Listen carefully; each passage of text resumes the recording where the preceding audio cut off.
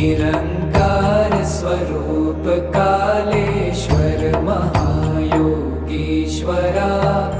दयानिधि दानीश्वर जय जटाधार भयंकरा।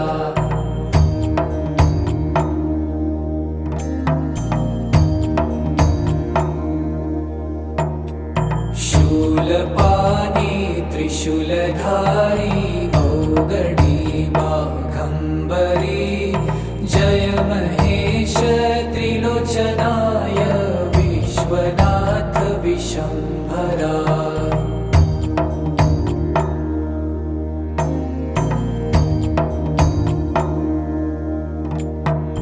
नाथ नागेश्वर हरो हर पाप साप विशापतम्